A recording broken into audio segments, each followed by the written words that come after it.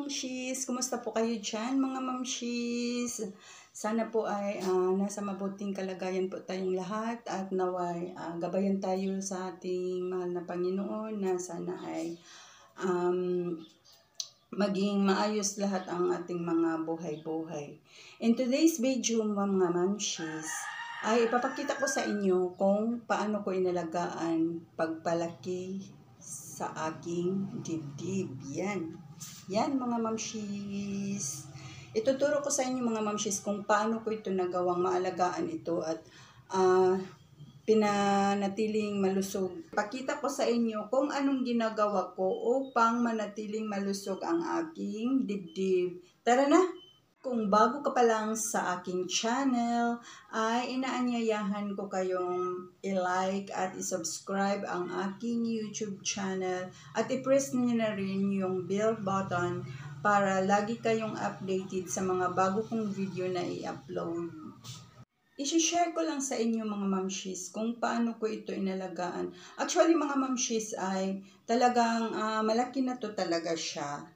Yan. Pinanatili ko lang siyang maging malusog mga mamshis. Hindi kagaya ng iba na hindi ba malalaki yung dibdib nila tapos lumalaylay na dito hanggang dito na.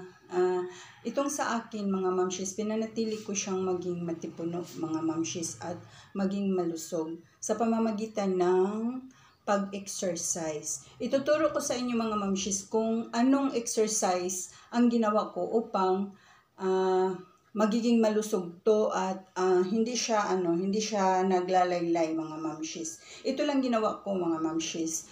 Actually nagsusumba din ako, nagtataybo, pero ito yung pinaka the best exercise para mapanatili siyang malusog at hindi siya lumalaylay mga mamshis. Tuturo ko sa inyo, ito yung ginawa ko mga mamshis. Mga mamshis, ganun lang ginagawa ko everyday mga mamshis. Exercise lang. 1, 2, 3, 4, 5, 6, 7, 8, 8, 7, 6, 5, 4, 3, 2, 1. Then, ganito mga mamshis.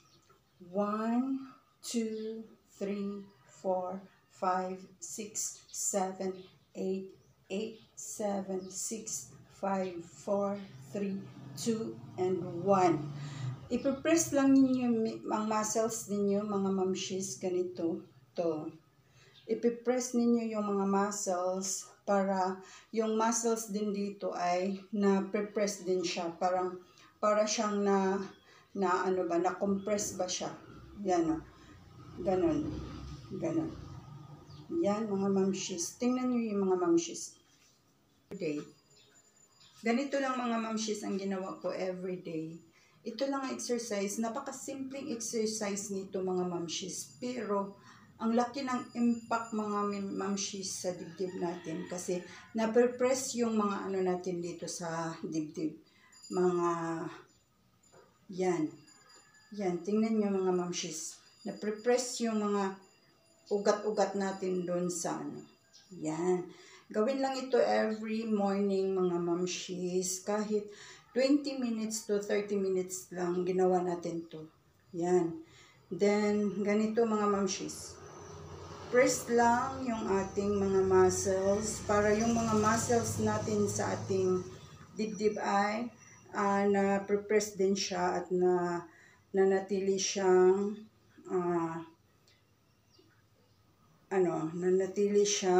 malusog. Mga mamshis, kahit 20 minutes lang every day. Every day ginagawa ko ito mga mamshis ha. 20 minutes or pwedeng mag 30, pwedeng 15, 20, 30. Basta every day nagagawa mo to mga mamshis. I'm sure effective ito mga mamshis. Within 1 week sure ako mga mamshis may effect ito. Tingnan nyo yung ko. Hindi siya naglalaylay mga mamshis. Kahit malaki siya, pero hindi siya naglalaylay kasi siya. Naprepress siya palagi sa exercise, ganito. Nagmamuscles din siya sa loob mga mamshis, kaya hindi siya naglalaylay.